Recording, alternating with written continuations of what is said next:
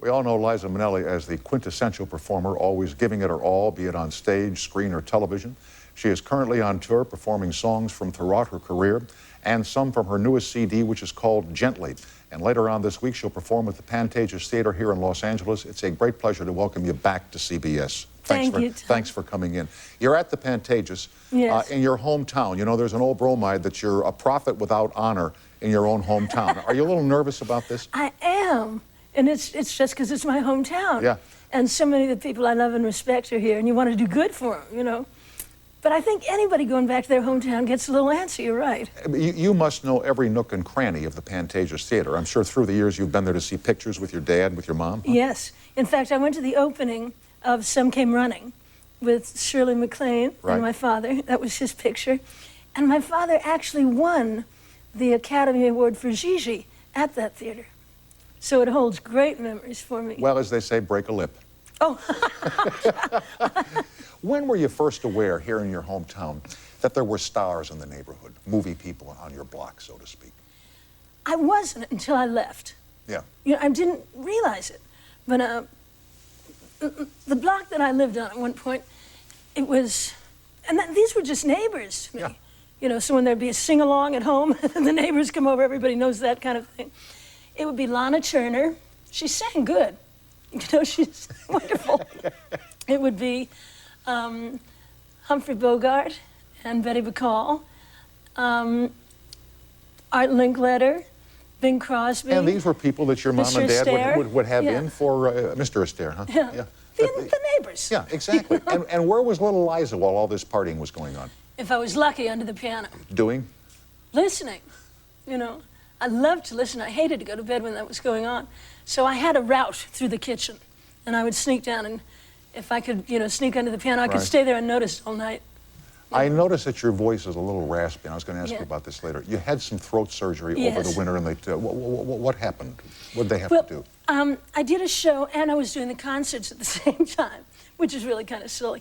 But there was a polyp, so they removed it, and they kind of scrape your cords, and this is normal.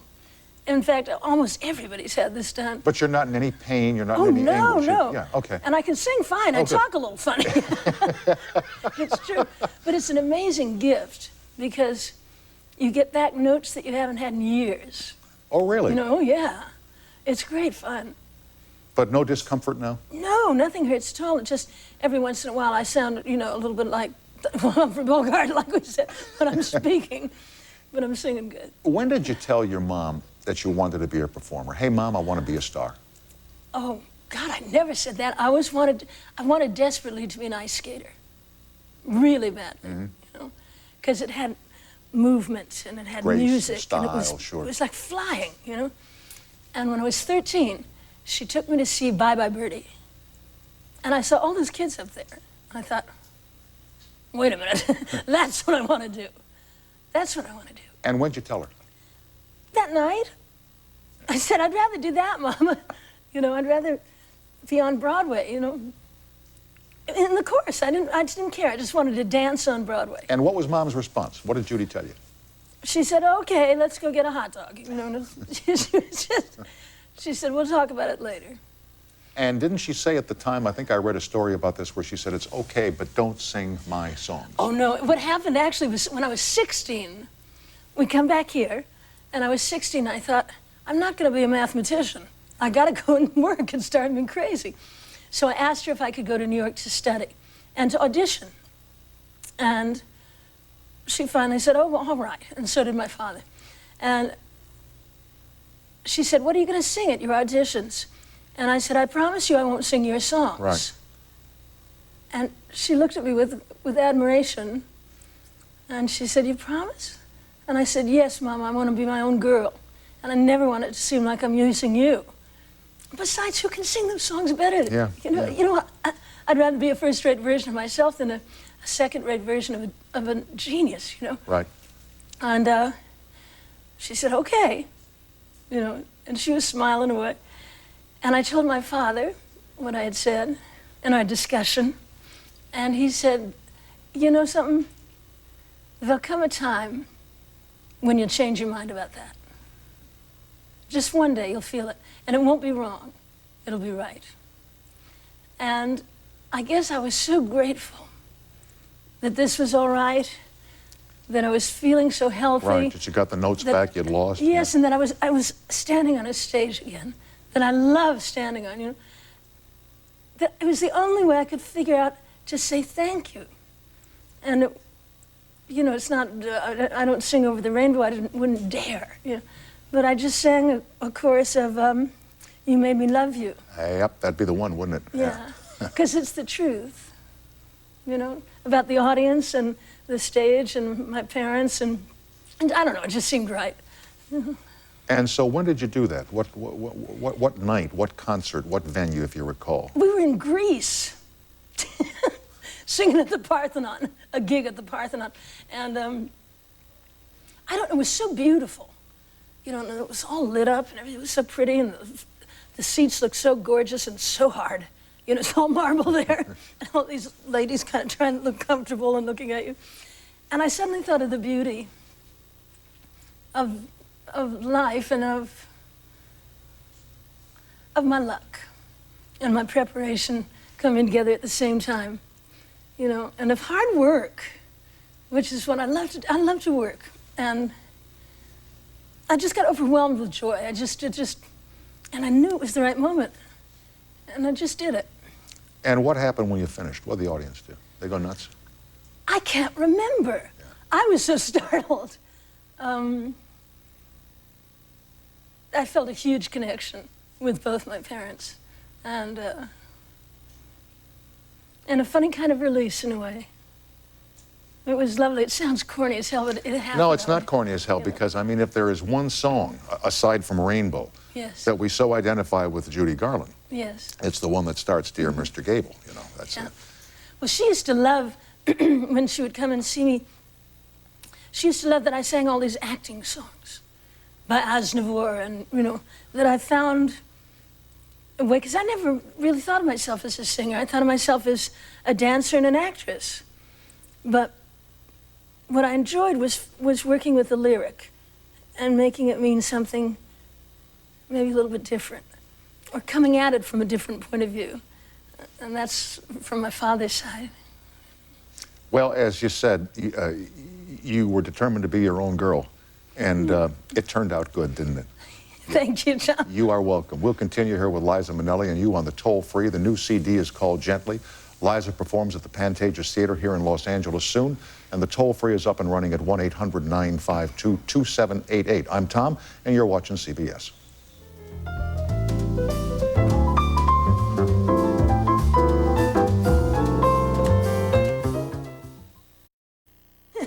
Back with Liza Minnelli. Here is Neil on the toll-free in Yonkers, New York. Hi, Neil, and welcome to CBS Late Night. Hi, Tom. Hi, Liza. I'd like to know what you think about the tabloids writing all this stuff about you stars. She sure has sold a lot of newspapers, hasn't she, Neil? Sure has. Oh, you know something? I don't have time to think about it because I'm always so busy working. I think that every celebrity goes through a point where it's their turn in the barrel.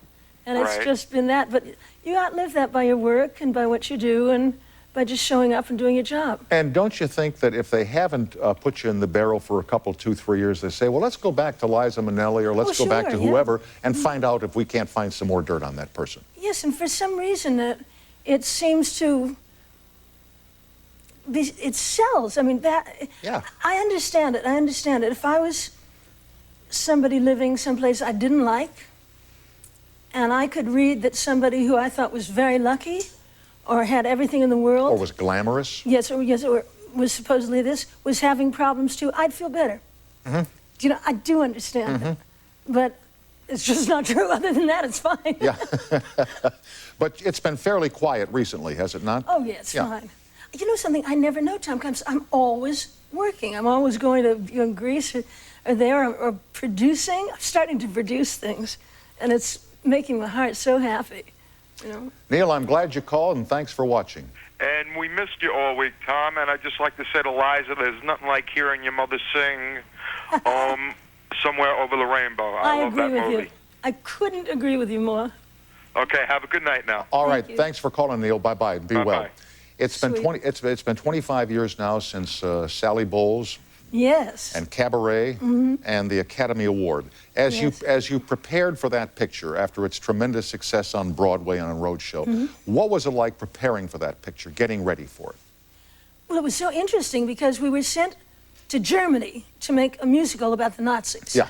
So they weren't really, they thought, oh, this glamorous, this Hollywood is coming over here, you know? And the Munich studios got all kind of dressed up and repainted, and people were waiting, all the showgirls there and the beautiful dancers and these handsome actors. And they slapped them, if you remember Mine Hair, which was one of the numbers in the... Yep. They put bruises on these girls and Bobby Fosse put them into the most insane positions. And, you know, these people suddenly were in Nazi uniforms. They were really confused. Fred said maybe we should call it the Nifty Nazi Follies, you know. And the night that you're at the Academy Awards, after you're nominated for your performance, yes, and you're I don't know where the awards were 25 years ago, or the Pantages Theater, the Music Center, or wherever they were. Music Center. Music Center. Yes. So you're there, and you notice that one of the other nominees, and I've read about this, has changed her dress. So what's going on there? Well, it was Diana Ross. Everybody nominated that year. It was so wonderful. But I thought Diana Ross's performance was spectacular. You know, and I thought, boy, if she wins, I understand. And she had a different dress on. But she did change her dress. Yeah. I mean, she was up there and she did something, swell as usual. But then she changed, like, a lot. Yeah, the nerve of that woman. Like, a lot, you know, and came down and sat in the audience. And I thought, well, that's it. That's it. You know? And I said to my dad, she knows something. And, Daddy, she must know something. She changed her dress. And he said, no, don't worry. And then when they announced my name, my father let out a holler in my ear that I still hear, you know, just still rings in my ear, and burst into tears. And I looked at him, and I thought, I'm so glad you're that proud of me. Do you know what I mean? That was the only thing I could think of. Because that enormous, he was very quiet, shy, humble man, and so brilliantly talented. And for him to have that kind of reaction was really extraordinary. What about the times you toured with dear Sammy Davis Jr. and Frank Sinatra and Liza Minnelli? What a show. Wow, what a show. I mean, as my father would say, if he would see that kind of a show, he'd say, you know, son, there's $1 million worth of talent up there on that stage. He says, Dad, you're about 9 million short. No, but just, I replaced Dean Martin, is what happened. You know, something happened to him. I don't know what. And they needed somebody else. And I kept saying, Uncle Frank and Sammy, why don't you get, like, Peggy Lee? Yeah. Or Lena Horne or somebody, you know, why me? What do I have to do up there? So they said, no, we want you, kid. Come on, you're coming with us. And I was flattered, so I went. And the first night I stood on stage, and Sammy sang Birth of the Blues and was standing here. And I couldn't believe it. And then Frank started Witchcraft, and it was a medley I had written because they liked my taste in music. And I said, oh, who's going to write the medley? They said, you are. Okay. So I had put it in a certain order. But they were singing. I was standing on stage with them when they were singing that. Frank Sinatra Jr. and Sammy Davis Jr. Yeah. And they thought of me as their kid. Frank Sinatra Sr., I'm sorry. You know? Yeah. Because I'd known them since I grew up, like when I was a tiny baby. When you were a kid, you worked here with your mom at Television City. Yes. You know, there's a gal I told you in the break, there's a lady who works here named Ann Nelson who's been here for a century. And she told a story, didn't they have like a yellow brick road from the stage to your mom's trailer? Yeah, well, they didn't have a dressing room for us. What happened? They had a trailer. Well, the nerve of this network. Jim Aubrey. No. They had built her a lovely trailer, and they had, put a yellow brick road and everything. I thought it was corny. Of course, I was 16 when it, snobby and everything like that. And I was doing a show called Best Foot Forward, an off-Broadway show in New York. And she said, come on out here and do my show. I said, why, Mama? Nobody knows me. She said, I like you and you're good. Come on out. And this was like only a year after I left. So to come back and do that with her was great fun. It's the only real TV show I ever did with her. Once we sang together at the Palladium. But my father came to see it filmed and everything. It was terrific. I love this building. What is it like having Judy Garland as your mom, Vincent Minnelli as your dad, I mean, I don't know. But you're the keeper of a legend. I mean, But I don't you're your feel own that. girl, but you're the keeper of a legend. I know, but I don't feel like that. I feel like they were my mother and father. And it's on that show, in fact, that I did with Mama here. Somebody says to me, wow, what does it feel like to call Mama Judy Garland? Or Judy Garland Mama? And I said, no, wait a minute, that's my mother. What are you talking about? Yeah. How can you call Judy Garland Mama? That's Mama. That's not. And it was funny because it was all, you know, it was a bit that was done. But I like the way you say somebody. It's true. I like the way you say somebody says to me. Yeah. Yes. You know, somebody says to me. Said to me. You can take the gal out of New York, but you take. That's right. I want to ask you about a man that worked with me on the Tomorrow Show on NBC, Peter Allen, who was your first husband. Yes. Who was one of the great performers of my time, who I've seen perform, who died too young and passed away too soon. But his vitality and energy on stage, I mean, he, like you, worked his ass off on stage for people. I know. I sing one of his songs, the show. Oh, I just got all choked up. Wait a minute. Sorry. Okay. Need to do your exercises again? Okay. It's just got a little emotional. He wrote a beautiful song called All the Lives of Me, which is about kind of what we're talking about the fact that you really are everybody you've met. Right. And you take a little bit, people give you things, and yeah. that's who you end up being. And it's called, like I said, All the Lives of Me. He wrote a great song about your mom. You know, quiet, please. There's a lady on stage. Put your hands together, huh? Yeah, and so respectful. Yeah. Which is what she deserved. Anyway, you're going to do a number for us tonight. It's called... It Had to Be You.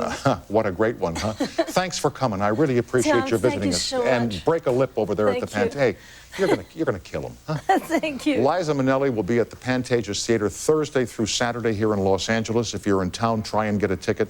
And the new CD is called Gently, and back with Liza and her friends after this time out.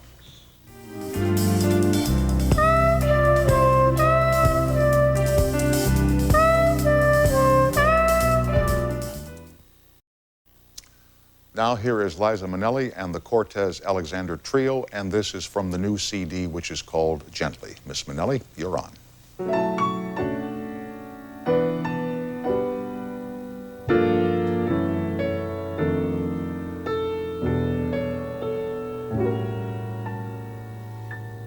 It had to be you. It had to be you.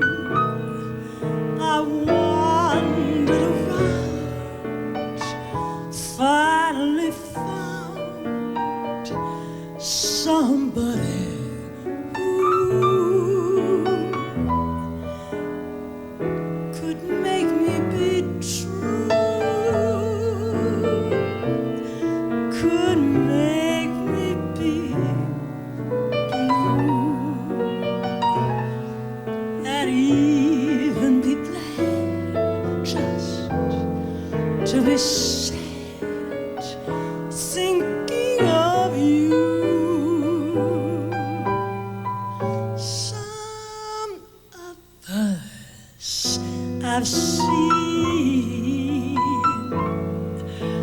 might never be mean, might never be cross, or try to be boss. They wouldn't do,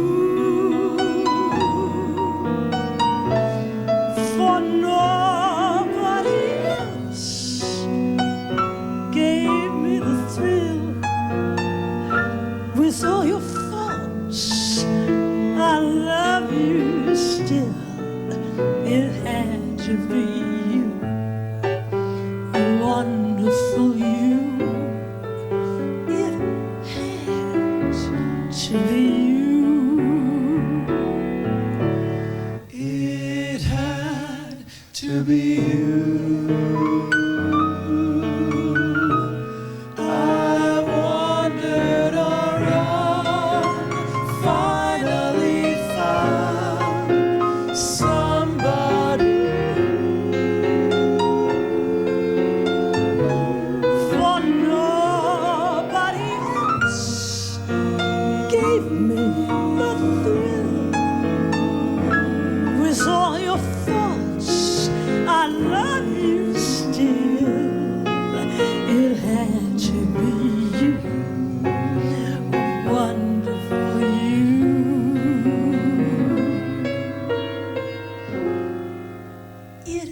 had to be you.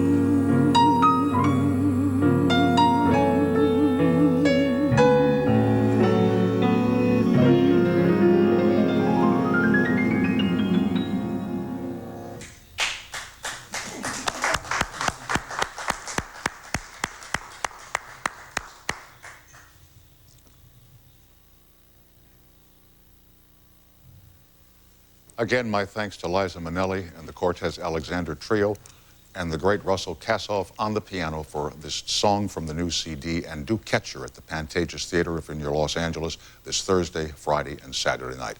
Back with the great Brett Butler of the Los Angeles Dodgers, San Francisco Giants, New York Mets, and Atlanta Braves after this timeout.